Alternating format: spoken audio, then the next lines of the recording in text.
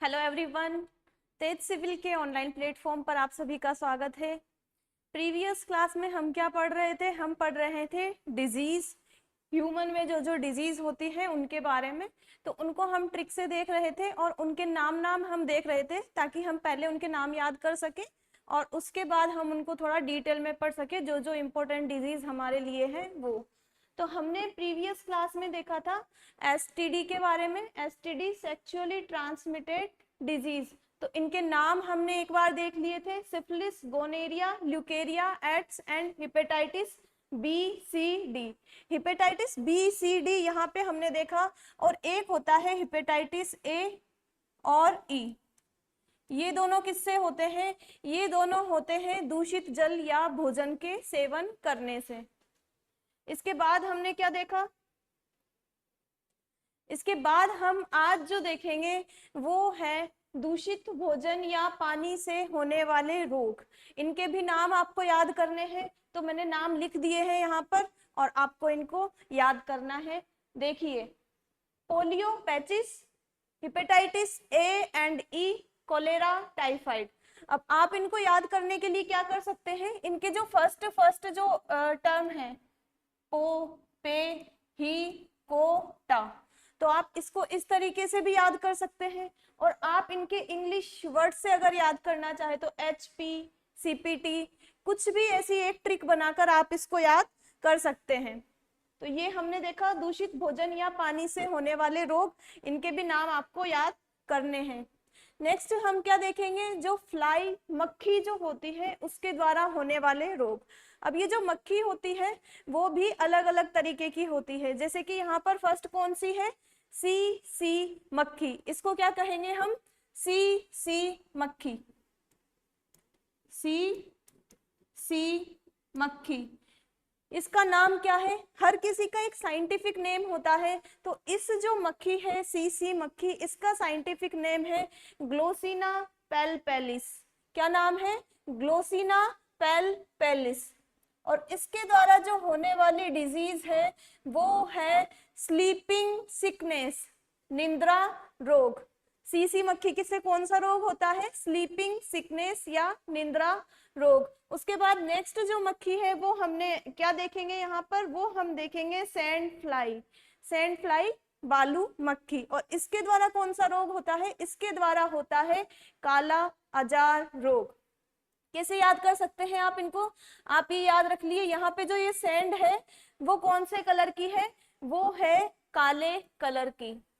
तो sand fly से कौन सा रोग होता है? काला अजार। नेक्स्ट है घरेलू मक्खी, हाउस फ्लाई, या इसका साइंटिफिक नेम है मस्का डोमेस्टिका। घरेलू मक्खी, हाउस फ्लाई, मस्का डोमेस्टिका। इसके द्वारा कौन से रोग होते हैं? इसके द्वारा जो रोग होते हैं उनमें ये सभी आ जाते हैं जो कि होते हैं दूषित पानी और भोजन से। कौन कौन से रोग हम इसमें लिखेंगे जो कि दूषित भोजन और पानी से होते हैं? तो ये आपके लिए इजी हो जाएगा, एक बार यहाँ पे याद कर लिया तो घरेलू मक्खी या हाउस फ्लाई से होने वाले जो रोग है वो भी आपको याद हो जाएंगे। नेक्स्ट हम कौन से देखेंगे? नेक्स्ट हम देखेंगे कि मच्छर से कौन कौन से रोग होते हैं। मच्छर से आपने सुना होगा, डेंगू मच्छर से होता है, मलेरिया मच्छर से होता है। ये दो नाम तो फेमस है, तो इनके नाम तो सुने होंगे आपने, और चिकनगुनिया भी। तो ये तीन नाम आपने सुने होंगे। इसके अलावा भी कौन से रोग मच्छर से होते हैं और उस पर्टिकुलर जो मच्छर है उसका नाम क्या है वो हम यहाँ पर देखेंगे। तो ये तो है रोग और ये है मच्छरों के नेम। मच्छर में भी कौन से हैं यहाँ पर देखिए आप? मादा, मादा, मादा फीमेल है। फीमेल जो मॉस्किटो है उसके द्वारा होने वाले रोग हम देख रहे हैं, उन्हीं के द्वारा बेसिकली रोग होते हैं। तो डेंगू, चिकनगुनिया, येलो फीवर और जीका वायरस, ये सारी जो डिजीज है वो किससे होती है? वो होती है मादा एडीज मच्छर से। Dengue, chikungunya, yellow fever and Zika virus. Zika virus यहाँ पर लिखा नहीं है मैंने।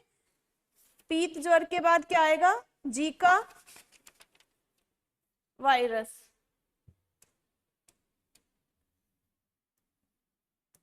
जी जीका वायरस। ये भी किससे होता है? ये भी होता है, ये जो मादा एडीज मच्छर है उससे जीका वायरस। और ये जो मादा एडीज मच्छर है इसकी पहचान अगर आपको करनी हो तो कैसे करेंगे? आपने मच्छर देखा होगा जिसके ऊपर व्हाइट व्हाइट कलर की धारियां आपको दिखती होगी, तो वो जो मच्छर होता है वो होता है मादा एडीज मच्छर। इसके ऊपर व्हाइट कलर की धारियां पाई जाती हैं। और ये कहाँ पर पाया जाता है? आपने अगर एड्स देखे हो टीवी में एडवर्टाइजमेंट आते हैं, उसमें एक एडवर्टाइजमेंट बहुत पहले आता था, कौन सा आता था, जिसमें एक छत रहती थी, छत के ऊपर टायर के अंदर पानी भरा हुआ रहता था। तो बेसिकली वो जागरूकता के लिए था। तो उस टायर के जो पानी भर गया था बारिश की वजह से, उसको खाली करना वहां पर बताया जाता था कि इसको खाली करो, नहीं तो यहाँ से इसकी वजह से क्या हो जाएंगे, रोग पैदा हो जाएंगे मच्छर की वजह से, क्योंकि इसमें मच्छर पैदा होंगे और इस मच्छर की वजह से यहाँ पर ये रोग हो सकते हैं। इसीलिए वो एक जागरूकता के लिए एडवर्टाइजमेंट आता था पहले, अभी पता नहीं है अभी भी आता होगा। तो वो कौन सा मच्छर था? वो था मादा एडीज मच्छर। तो ये कहाँ पर ये पनपता है? Artificial collection of rainy water. जहां पर भी हम जो रेनी वाटर है, वर्षा का जल है, अगर वो इकट्ठा हो जाता है तो वहां पर ये वाला मच्छर मादा एडीज मच्छर वहां पर पनप सकता है। नेक्स्ट कौन सा मच्छर है, सॉरी नेक्स्ट कौन से रोग है? नेक्स्ट है हमारे जापान एन्सेफेलाइटिस और एलिफेंटियासिस, हाथी पांव रोग। ये दोनों भी हम थोड़ा थोड़ा, ये वाला हम डिटेल में पढ़ेंगे, जो भी हमारे लिए इंपॉर्टेंट होगा उसको हम थोड़ा थोड़ा डिटेल में देख लेंगे। तो कौन से हैं? जापान एन्सेफेलाइटिस और हाथी पांव रोग। और ये किसके द्वारा होते हैं? जिस मच्छर के द्वारा ये होते हैं उसका नाम क्या है? मादा क्यूलेक्स मच्छर। कौन से मच्छर के द्वारा? मादा क्यूलेक्स मच्छर। अब ये जो मादा क्यूलेक्स मच्छर है ये कहाँ पर पाया जाता है? ये तो पाया जाता है कि artificial collection of rainy water, ये पाया जाता है गंदे पानी में।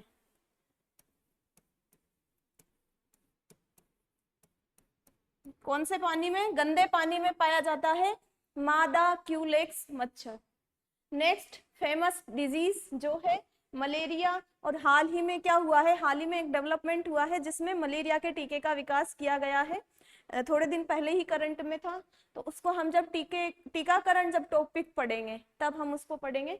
तो ये है मलेरिया। और मलेरिया किसके द्वारा होता है? मलेरिया होता है मादा एनाफिलीज मच्छर के द्वारा।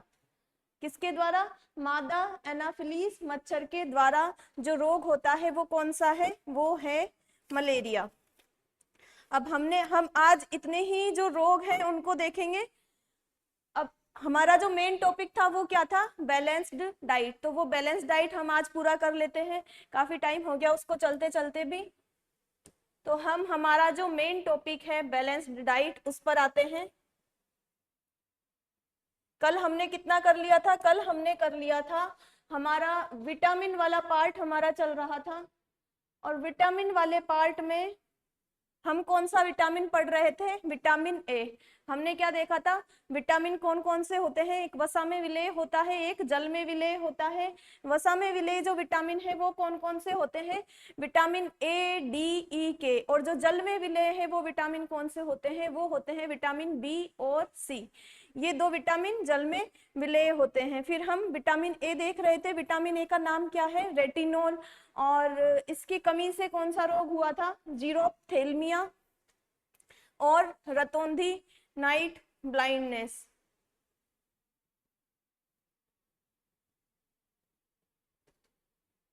जीरोप्थेल्मिया और रतौंधी। इसके अलावा हमने देखा था कि इसमें क्या पाई जाती है? एंटीऑक्सीडेंट प्रॉपर्टीज इसमें पाई जाती है। और फिर हम देख रहे थे कि ये क्या होता है? ये प्रति संक्रमणकारी विटामिन होता है। क्या होता है? हम विटामिन ए के बारे में देख रहे थे, विटामिन ए के बारे में हम देख रहे थे, जिसको क्या कहते हैं? रेटिनॉल। अब विटामिन ए क्या होता है? इसकी नेक्स्ट प्रॉपर्टी क्या है? ये प्रति संक्रमणकारी विटामिन होता है। प्रति संक्रमणकारी विटामिन। प्रति संक्रमणकारी विटामिन मीन्स कि ये जो होता है संक्रमण से रक्षा करता है। कैसे रक्षा करेगा?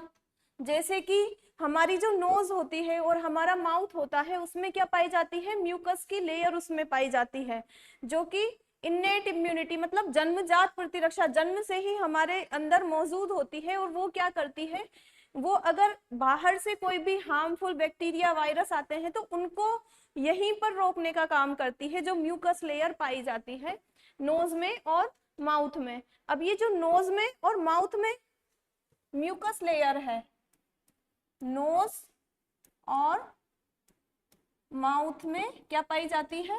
Mucus layer. ये म्यूकस लेयर को क्या करता है? ये विटामिन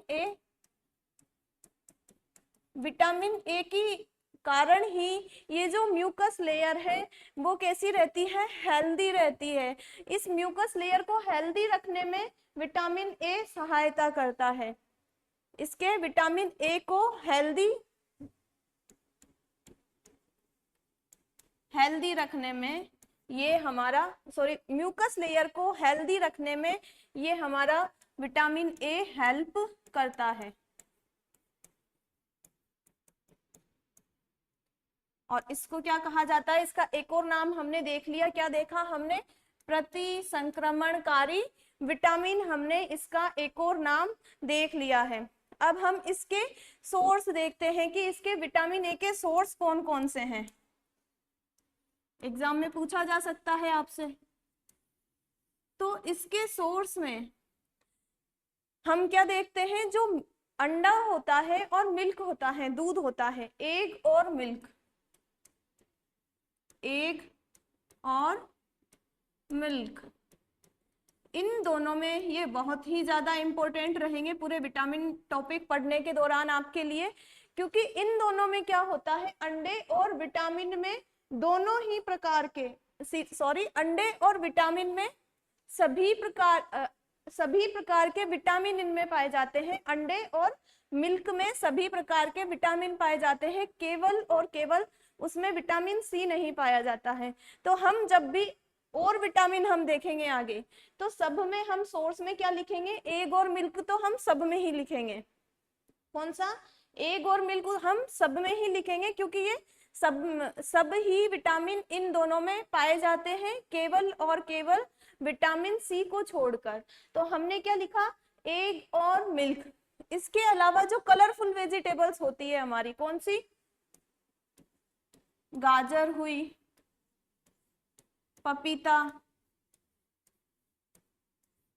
कलरफुल वेजिटेबल्स जो है हमारी, उनमें भी क्या पाया जाता है? Vitamin A. और इसके अलावा ये किसमें पाया जाता है? इसके अलावा पाया जाता है ये फिश में, और फिश में ये होता है मैक्सिमम।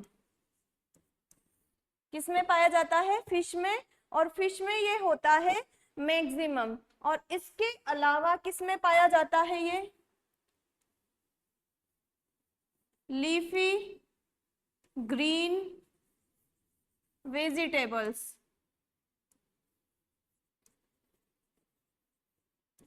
लीफी ग्रीन वेजिटेबल्स में ये पाया जाता है।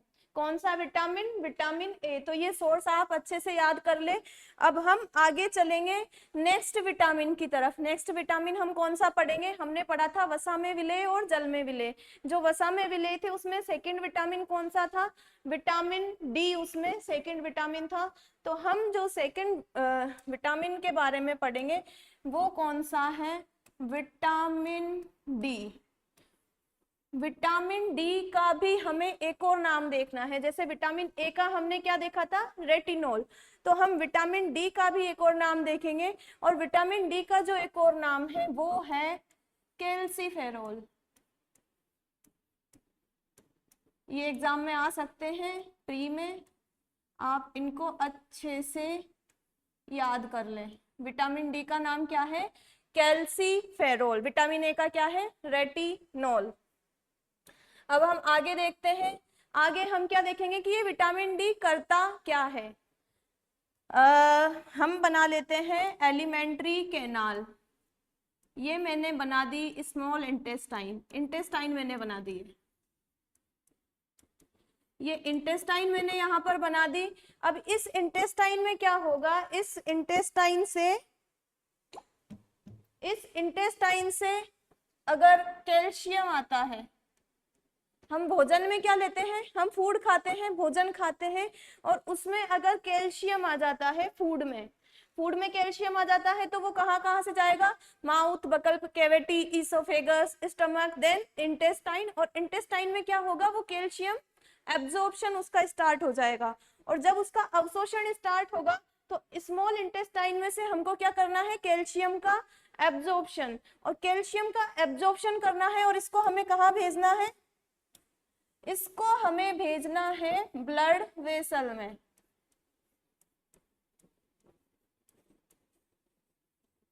ब्लड वेसल में हमें इसको भेजना है।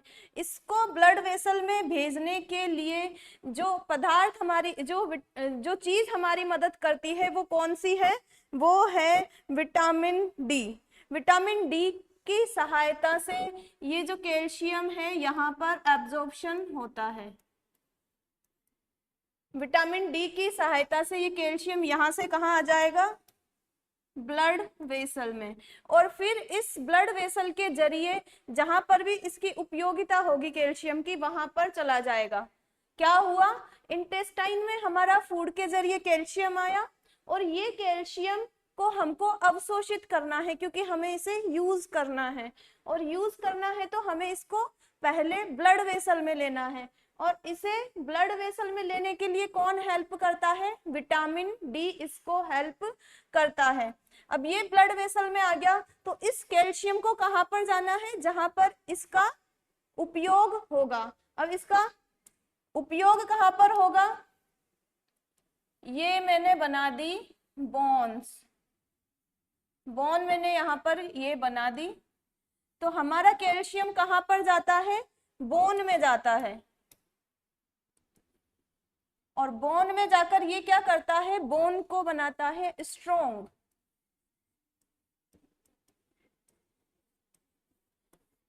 बोन को क्या बनाता है, स्ट्रोंग। इस कैल्शियम के साथ एक और तत्व मौजूद होता है, वो होता है फास्फोरस। कैल्शियम के साथ एक और तत्व मौजूद होता है, वो कौन सा है, फास्फोरस। तो कैल्शियम के साथ हमें क्या अवशोषित और करना है, फास्फोरस। और इस फास्फोरस को अवशोषित करने में भी कौन हेल्प करता है, विटामिन डी। तो ये फास्फोरस भी यहां से यहां पर जाएगा, और यहां से जाएगा यहां पर, और कैल्शियम और फास्फोरस मिलकर यहां पर क्या बनाएंगे, कैल्शियम और फास्फोरस मिलकर यहां पर बनाएंगे कैल्शियम फॉस्फेट। क्या बनाएंगे, कैल्शियम फॉस्फेट। अब मान लो हमने बना दिया कैल्शियम फॉस्फेट, हमारी बोन हो गई स्ट्रॉन्ग। अगर हमने फूड में कैल्शियम नहीं लिया, सॉरी कैल्शियम तो हमने ले लिया, लेकिन हमारे फूड में हो गई विटामिन डी की कमी हो गई हमारी बॉडी में, क्योंकि हम विटामिन पढ़ रहे हैं तो हमें क्या देखना है, विटामिन डी की कमी हमें देखनी है। तो देखिए यहाँ पर ये मैंने बनाया विटामिन डी। अब इसकी क्या हो गई कमी। अब इसकी कमी के भी दो केस हो जाते हैं। दो केस कौन से होंगे, एक तो होगी एडल्ट्स में इसकी कमी, एडल्ट्स में इसकी कमी होगी, और एक होगी इसकी कमी चिल्ड्रंस में।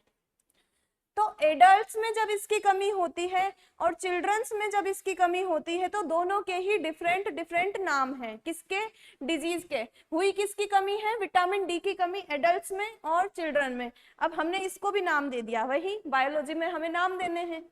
तो एडल्ट्स में इसकी कमी हो गई, तो उसको हम क्या कहेंगे, उसको कहेंगे हम ऑस्टियोमेलेसिया। उसको क्या कहेंगे हम,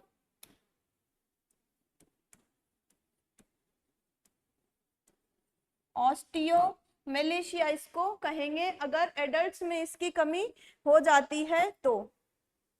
हिंदी में भी इसको ऐसे ही लिखना है, ऑस्टियोमेलेशिया।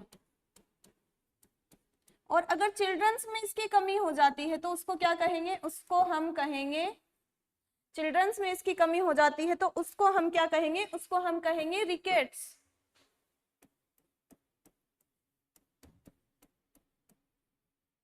रिकेट्स इसको कहा जाएगा। क्या होगा, विटामिन डी की कमी हो जाएगी तो कैल्शियम का अवशोषण नहीं होगा, कैल्शियम का अवशोषण ब्लड वेसल में नहीं होगा तो बोन में नहीं जाएगा, और बोन क्या हो जाएगी, इससे वीक हो जाएगी। यहाँ पर हम इसकी कमी के लक्षण लिख लेते हैं। बोन क्या हो जाएगी, यहाँ पर बोन हो जाएगी यहाँ पर वीक। और क्या कर रहा था, ये कैल्शियम फॉस्फेट बोन को स्ट्रॉन्ग कर रहा था, मजबूत कर रहा था। अब ये कैल्शियम फॉस्फेट यहाँ पर प्रॉपरली नहीं बनेगा तो बोन क्या हो जाएगी, सॉफ्ट। बोन कैसी हो जाएगी, सॉफ्ट। और क्या होगा, अगर ये दोनों हो गई, बोन वीक हो गई हमारी, बोन सॉफ्ट हो गई, तो क्या होगा, बोन में जो फ्रैक्चर है, बोन का टूटना जो है वो इजीली हो जाएगा। तो क्या हो जाएगा, फ्रैक्चर। बोन में फ्रैक्चर इजीली हो जाएगा।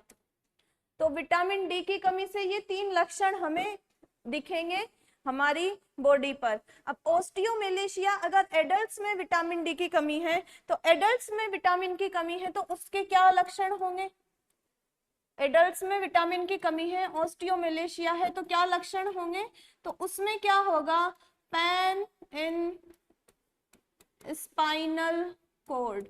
ये स्पाइनल कॉर्ड क्या होती है, ये स्पाइनल कॉर्ड, वही साइंस में हमें नाम देने हैं तो हमने एक फैंसी सा नाम दे दिया, किसको, हमारी रीढ़ की हड्डी को हमने एक फैंसी सा नाम दे दिया। तो स्पाइनल कॉर्ड क्या है, ये स्पाइनल कॉर्ड को आप ऐसे लिख दीजिए, स्पाइन, स्पाइन ही आप लिख दीजिए इसको। तो pain in spine, spine means रीढ़ की हड्डी में हमारे पेन होगा। और इसके अलावा कहां पर होगा, हिप्स में हमारे पेन होगा। इसके अलावा कहां पर, लेग्स की जो बोन है वहां पर पेन होगा। तो ओस्टियोमेलेशिया के ये लक्षण हैं। फिर क्या है, रिकेट्स। तो रिकेट्स में क्या होगा, पैर की जो हड्डियां हैं, रिकेट्स में क्या होगा, रिकेट्स में पैर की हड्डियां मुड़ जाएगी, पैर की हड्डियां क्या होगी, मुड़ जाएगी। और घुटने क्या होंगे, इसमें सेकंड लक्षण इसका, घुटने इसमें पास पास आ जाएंगे। बैलेंस्ड डाइट में बस याद करने की ही सारी चीजें हैं, जो समझने की है वो मैंने आपको समझा दी, बाकी सारी याद करने की ही है, जैसे कि इनके लक्षण क्या है, तो ये सारी चीजें आपको याद करनी ही होगी। ये हमने देख लिया विटामिन डी। अब विटामिन डी हमने देख लिया, तो विटामिन डी बनता कैसे है, हम ऐसे कहते हैं ना कि धूप में बैठो तो विटामिन डी हमको मिलेगा, तो वो कैसे मिलता है वो भी देख लीजिए। हमारे क्या है, स्किन, ये मैंने क्या बनाई, स्किन। अब स्किन पे क्या होगा, सनलाइट में इस पे गिरा देती हूं, यहां पर ये सन मैंने बना दिया, और सन से क्या आएगी, सनलाइट, यूवी रेज यहां से आएगी, सनलाइट। अब ये सनलाइट यहाँ पर आई तो इस सनलाइट की वजह से क्या होगा, हमारे विटामिन डी का फॉर्मेशन होगा। कैसे होगा, स्किन में होता है कोलेस्टेरॉल, स्किन में क्या है, कोलेस्टेरॉल। ये कोलेस्टेरॉल क्या होगा, ये हमारा, जब हमारे सनलाइट हमारी स्किन के कांटेक्ट में आएगी तो ये कोलेस्टेरॉल कन्वर्ट हो जाएगा विटामिन डी में। बीच में और इंटरमीडिएट स्टेट आएगी, लेकिन वो हमको पढ़ना यहाँ पर जरूरी नहीं है। आप सीधा ये याद रखें कि स्किन में कोलेस्टेरॉल होता है और वो सनलाइट की प्रेजेंस में किस में कन्वर्ट हो जाता है, विटामिन डी में। इसीलिए, क्योंकि क्या है कि ये हमारी बॉडी में ही बन रहा है, हम बाहर से नहीं ले रहे इसको, ये हमारी बॉडी में ही बन रहा है। इसीलिए इस विटामिन को क्या कहा जाता है, इस विटामिन को कहा जाता है हार्मोनल विटामिन। हार्मोनल विटामिन, क्योंकि क्या हो रहा है, हार्मोन क्या होते हैं, अंतःस्रावी ग्रंथियां, बहिस्रावी ग्रंथियां, आपको याद है मैं बार बार उनका नाम ले रही हूँ। तो जो ये अंतःस्रावी ग्रंथियां होती है, उनसे जो स्रावित पदार्थ है हमारी बॉडी में, जो कि रक्त के थ्रू अदर ऑर्गन्स में जाते हैं, ब्लड के थ्रू अदर ऑर्गन्स में जाते हैं और वहां पर अपना इम्पैक्ट दिखाते हैं।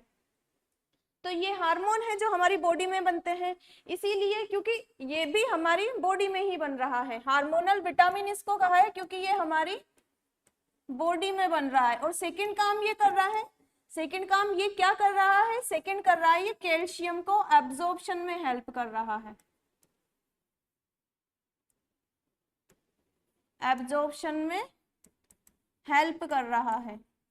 इसीलिए इस जो विटामिन है, सॉरी, इस विटामिन को क्या कहा जाता है, हार्मोनल विटामिन।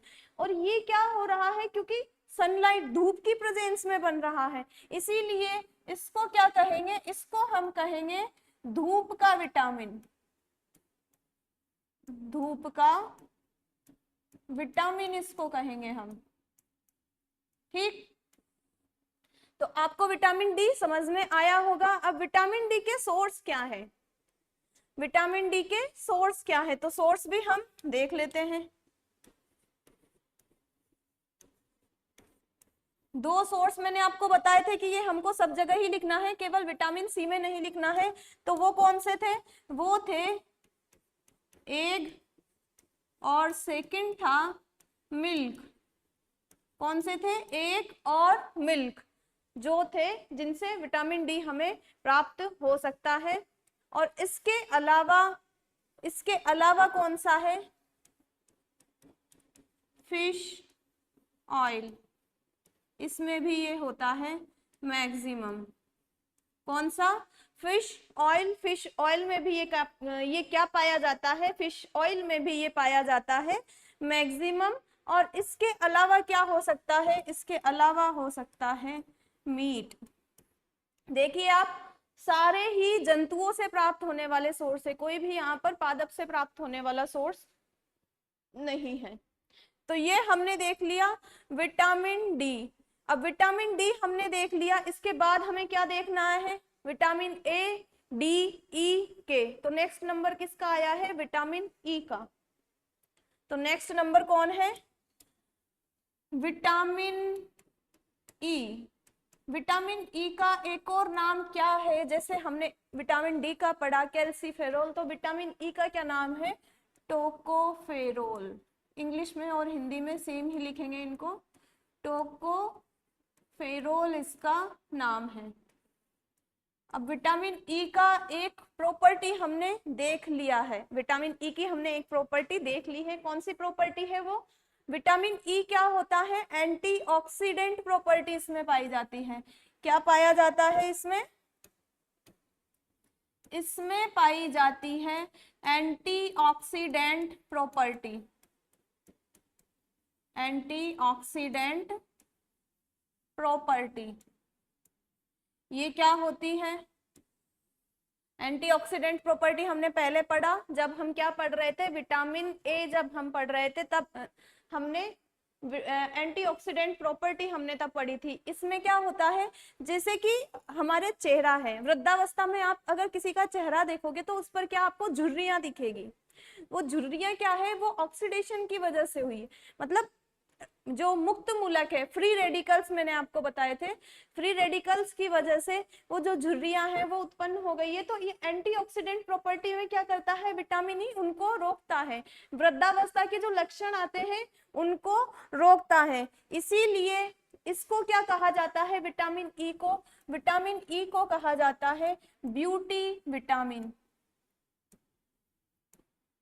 Beauty vitamin. और ये एंटीऑक्सीडेंट प्रॉपर्टी विटामिन ई में होती है मैक्सिमम। क्या होती है, विटामिन ई में क्या होती है, ये मैक्सिमम। अब इसका हम सेकंड जो प्रॉपर्टी है वो देखते हैं। सेकंड प्रॉपर्टी क्या है इसकी, टोकोफेरोल इसका नाम है। सेकंड प्रॉपर्टी है इसकी, ये जनन में हेल्प करता है, रिप्रोडक्शन में हेल्प करता है। किस तरह से हेल्प करता है, ये मैंने यहाँ पर लिखा मेल और नीचे लिखा मैंने फीमेल।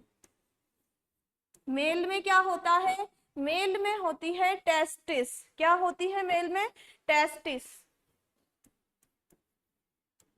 और फीमेल में क्या होती है? फीमेल में होती है ओवरी। और ये दोनों क्या होते हैं?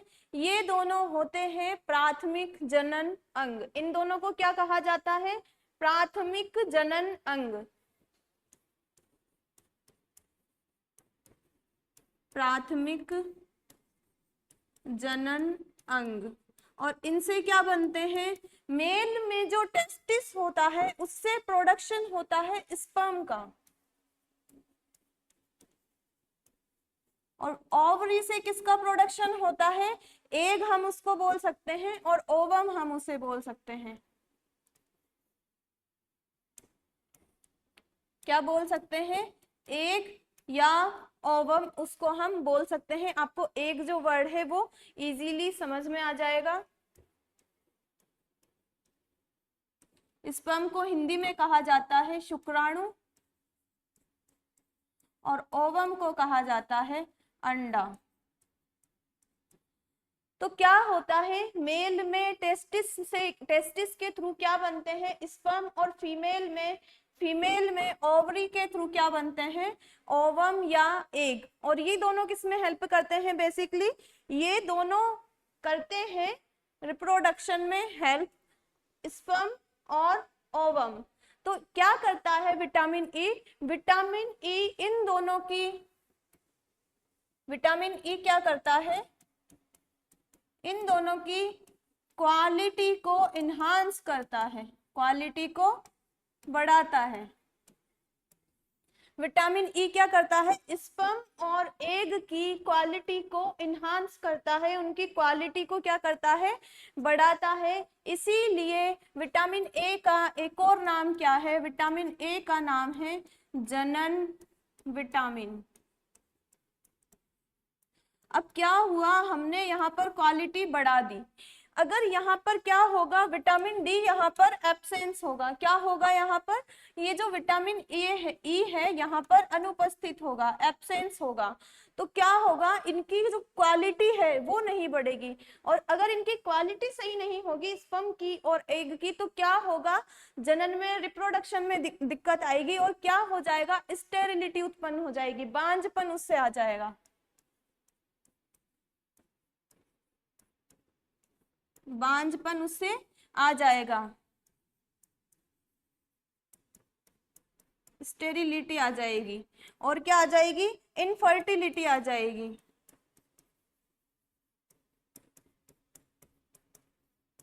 मीन्स ये जो स्पर्म और एग मिलकर जो जाइगोट बनाते हैं, और फिर आगे जो प्रोसेस होती है भ्रूण बनने की, फिर उससे शिशु जो पैदा होता है, तो वो वाली जो प्रोसेस है वो इससे कहीं ना कहीं डिस्टर्ब हो जाएगी। और यहाँ पर क्या प्रॉब्लम आ जाएगी? स्टेरिलिटी की प्रॉब्लम आ जाएगी, या फिर आ जाएगी इनफर्टिलिटी की प्रॉब्लम। ये दोनों प्रॉब्लम यहाँ पर आ जाएगी। तो क्या होगा? इनको रोकने के लिए हमें विटामिन ई चाहिए। तो विटामिन ई हमें इन दोनों प्रॉब्लम्स को कोप अप करने के लिए चाहिए। इसीलिए विटामिन ई का एक और नाम क्या है? इसीलिए विटामिन ई का एक और नाम है एंटी स्टेरिलिटी। क्या नाम है? एंटी स्टेरिलिटी या एंटी फर्टिलिटी, एंटी इनफर्टिलिटी।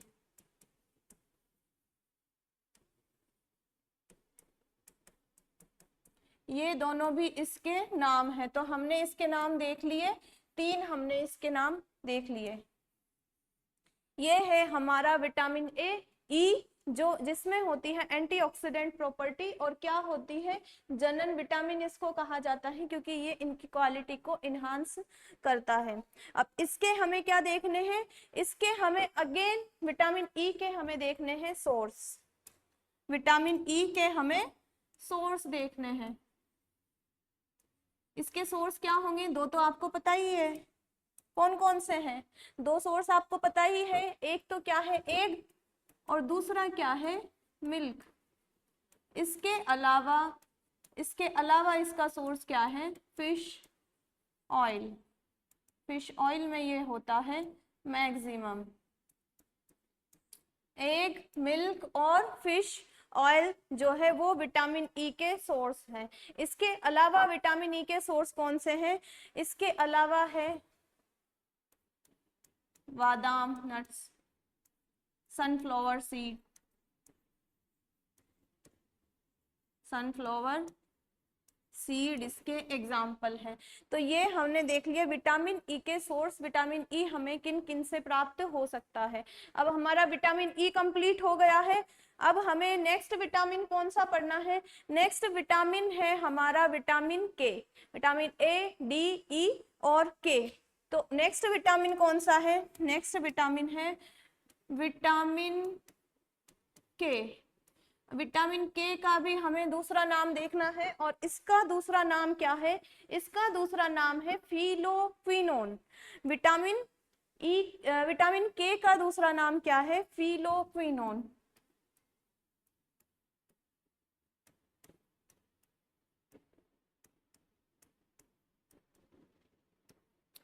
क्या होता है, हमारी जो स्किन है, हमारी जो त्वचा है, इसमें कहीं पर घाव लग गया, जैसे मुझे आज यहाँ पर लगा हुआ है, ब्लड आपको नजर आ रहा होगा। तो विटामिन के में क्या होता है, ये मैंने यहाँ पर स्किन बनाई, स्किन बनाई और यहाँ पर हो गया घाव। यहाँ पर क्या हो गया? घाव यहाँ पर हो गया। ये स्किन यहाँ से टूट गई, तो यहाँ पर क्या निकलेगी? यहाँ पर निकलेगा ब्लड। और यहाँ पर अगर ब्लड निकला है तो हमें क्या बनाना है? रक्त का थक्का। तो हमें यहाँ पर क्या बनाना है? Blood clot. यहाँ पर क्या हो गया? घाव। घाव की वजह से यहाँ पर रक्त स्त्राव हो गया, रक्त स्त्राव। अब ये जो रक्त स्त्राव है, इसको रोकने के लिए हमारी जो ब्लड वेसल्स है वो क्या करती है? प्लेटलेट्स के थ्रू रक्त का थक्का बनाती है। कौन उसमें मुख्य भूमिका निभाता है? प्लेटलेट्स। और क्या बनता है? हमारे ब्लड क्लोट। ब्लड क्लोट यहाँ पर बनता है। अब ये जो प्लेटलेट्स के थ्रू ब्लड क्लोट बनने की जो प्रोसेस है, उसमें कौन हेल्प करता है? विटामिन के। विटामिन के यहाँ पर हेल्प करता है। कौन हेल्प करता है? विटामिन के। ये तो मैंने बनाया आउटर लेयर, आउटर जो स्किन है उसके ऊपर अगर कोई घाव हो जाता है तो उसकी वजह से उसके आगे प्रोसेस क्या होती है, और उसमें विटामिन के हेल्प करता है। हमारी बॉडी के अंदर भी, बाहर तो हमने देख लिया कि ब्लड निकलता है, वो हमें दिखता है, लेकिन हमारी जो ह्यूमन बॉडी है उसके अंदर, इनसाइड द बॉडी क्या होता है? अगर कोई भी ब्लड वेसल है इनसाइड द बॉडी, हमारी शरीर के अंदर कोई भी ब्लड वेसल है, अगर ये टूट जाती है कहीं से, अगर ये क्षतिग्रस्त हो गई है, ब्लड वेसल क्या है? यहाँ से क्षतिग्रस्त हो गई, तो यहाँ से क्या निकलेगा? यहाँ से होगा हमारे रक्त का स्त्राव, यहाँ से होने लग जाएगा। क्या यहाँ पर रक्त बह रहा है? और ब्लड वेसल जो कि हमारी बॉडी के अंदर मौजूद है, अगर वो क्षतिग्रस्त हो जाती है तो वहां से भी रक्त का स्त्राव होता है इनसाइड द बॉडी। और इसको क्लोट बनाने का भी कौन काम करता है? ये इसका क्लोट बनाने का भी काम करने में कौन हेल्प करता है? विटामिन के। विटामिन के यहाँ पर हेल्प करता है। और ये जो हमारी बॉडी के अंदर जो रक्त स्त्राव होता है, इनसाइड बॉडी जो रक्त स्त्राव होता है, उसको क्या कहा जाता है? हेमरेज। इसका एक फैंसी सा नाम है, उसको क्या कहा है? हेमरेज। अगेन हम एक और नया नाम देख रहे हैं, हेमरेज। ये तो आपने सुना भी होगा, जैसे कि किसी को ब्रेन हेमरेज हुआ है, ये वर्ड तो, ये टर्म तो बहुत ही कॉमन है, सुनी होगी आप लोगों ने। तो बॉडी के इनसाइड हेमरेज हो रहा है, तो वहां पर भी कौन हेल्प कर रहा है? विटामिन के। इसीलिए विटामिन के का एक और नाम है, वो क्या है? Anti haemorrhagic vitamin. क्या नाम है? Anti haemorrhagic vitamin. Anti haemorrhagic vitamin इसको कहा जाता है, हिंदी और इंग्लिश दोनों में ही हमें सेम लिखना है। तो हमने इसके ये देख लिया कि विटामिन के क्या करता है, ये रक्त का थक्का बनाने में हेल्प करता है। फर्स्ट तो हमने आउटसाइड द बॉडी देख लिया, सेकंड हमने क्या देख लिया, इनसाइड द बॉडी ये कैसे काम करता है वो हमने देख लिया। अब विटामिन के कहाँ पर बनता है? विटामिन के जब हम डाइजेस्टिव सिस्टम पढ़ते हैं तब हम देखते हैं कि विटामिन के वहां पर बनता है।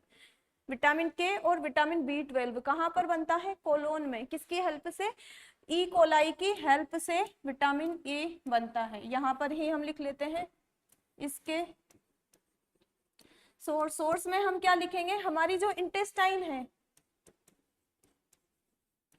इंटेस्टाइन में क्या पाया जाता है? E coli bacteria, E coli bacteria. और ये क्या क्या बनाता है? ये बनाता है विटामिन के और विटामिन B12। ये हम पहले पढ़ के आ चुके हैं डाइजेस्टिव सिस्टम में। तो हमारी इंटेस्टाइन में है ई कोलाई, और ई कोलाई क्या बनाता है? विटामिन के और विटामिन B12। इसके अलावा ये कहाँ से हमें मिल सकता है? ग्रीन वेजिटेबल्स, यहाँ से भी हमें ये विटामिन के प्राप्त हो सकता है। अब नेक्स्ट हम क्या देखेंगे?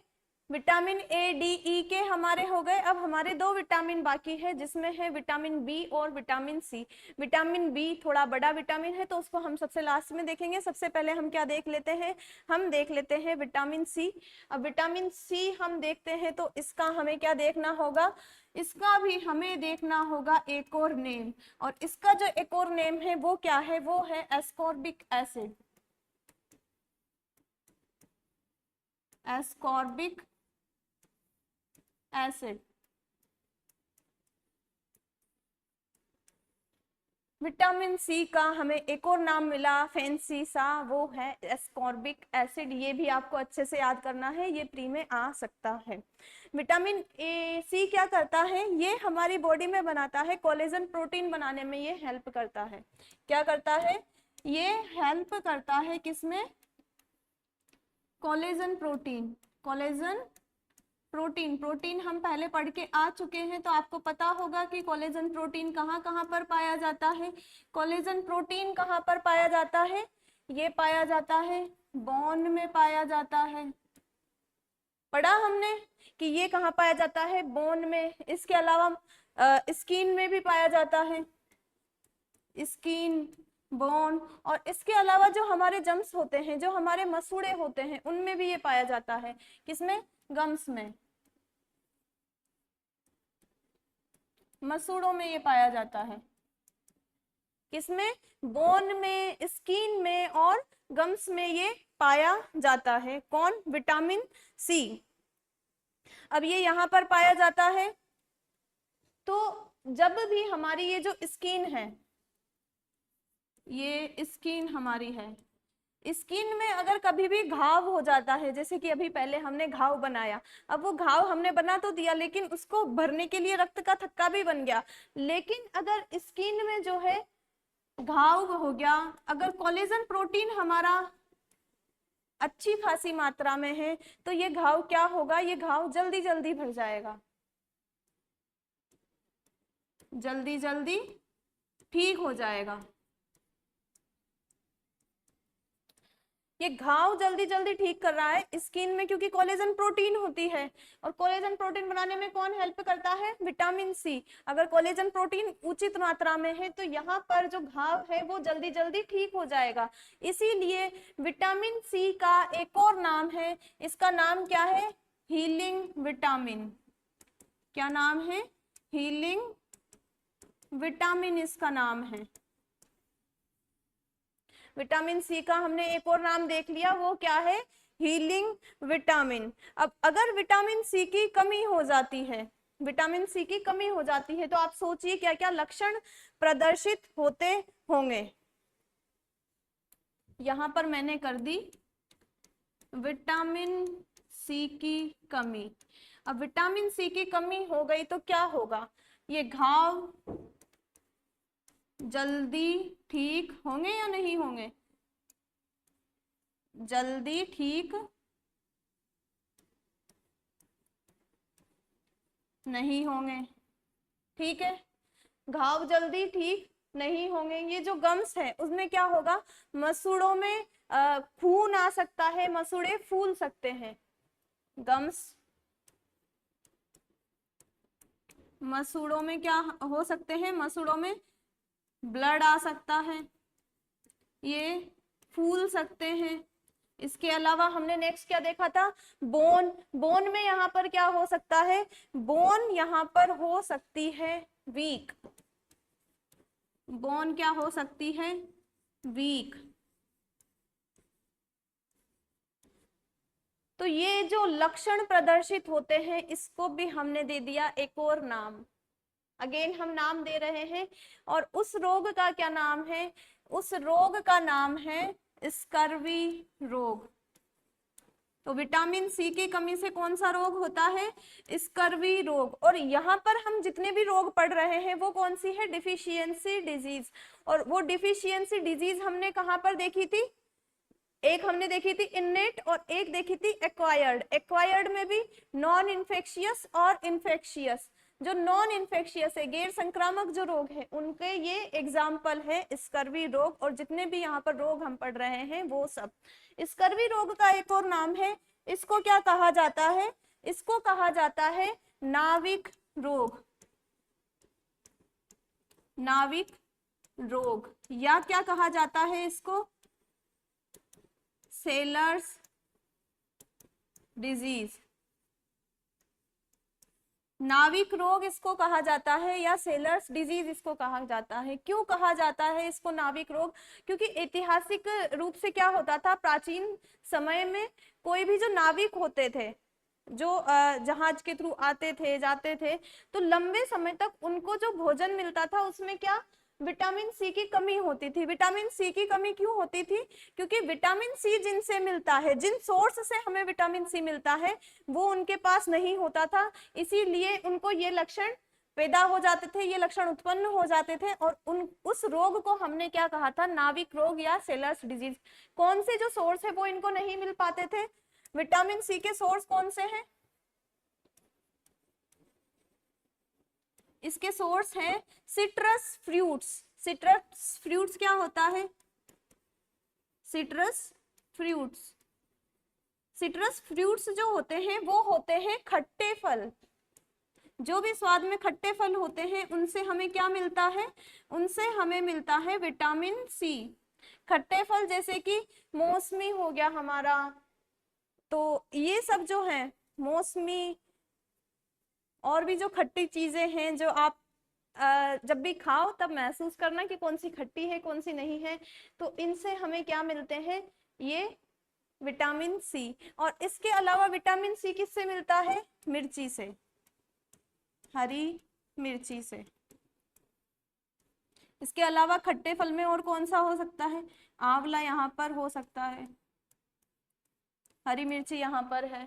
और कौन सा हो सकता है यहाँ पर, हमारी जो सब्जियां होती है, सब्जियों की बाहरी परत जो होती है उसमें भी विटामिन सी होता है, लेकिन हम क्या करते हैं, उनको धो देते हैं, इसलिए वो विटामिन सी बह जाता है। क्योंकि विटामिन सी क्या है, ये जल में विलेय है, जल में विलेय है, अगर हमने उनको धो दिया तो वो बह जाता है। तो क्या होता है कि ये सब्जियों की बाह्य परत में भी पाया जाता है, सब्जियों की क्या पाया जाता है, सब्जियों की बाह्य परत में, जैसे कि गाजर में। ठीक है, ये हमने देख लिए विटामिन सी के सोर्स और विटामिन सी का इंपॉर्टेंस क्या है हमारी बॉडी में। अब नेक्स्ट हम क्या देखेंगे, नेक्स्ट हम देख लेते हैं विटामिन बी। विटामिन बी हम देख लेते हैं। तो देखिए ये आप, विटामिन बी बहुत ही ज्यादा इसमें विटामिन है, इसीलिए इतने सारे टाइप है इसके। इसीलिए जो विटामिन बी है उसको क्या कहा जाता है, विटामिन बी कॉम्प्लेक्स इसको कहा जाता है। क्या कहा जाता है, विटामिन बी कॉम्प्लेक्स। अब विटामिन बी कॉम्प्लेक्स में कौन कौन से विटामिन है, B1, B2, B3, 4, 5, 6, 7, 9, 12 जो जो इम्पोर्टेंट है वो हमने यहाँ पर लिख लिए हैं। और इनके भी जैसे हमने आगे उनके नाम देखे तो इनके भी ये सारे नाम हैं और ये सारे नाम आपको याद करने हैं क्योंकि ये प्री के पर्सपेक्टिव से बहुत ज्यादा इम्पोर्टेंट है। तो विटामिन B1 कौन सा है? Thymine. Vitamin B2 riboflavin. Vitamin B3 niacin. Vitamin B4 है कोलाइन। B5 पेंटाथिनिक acid. B6 है पायरिडोक्सिन। B7 उसको हम क्या कहते हैं? उसको हम विटामिन H भी कहते हैं। और ये है हमारा बायोटीन। और विटामिन B9 जो है वो है फॉलिक एसिड। और विटामिन B12 है हमारा साइनोकोबालेमीन। तो ये सारे विटामिन हैं, इन सबके नाम आपको याद करने हैं।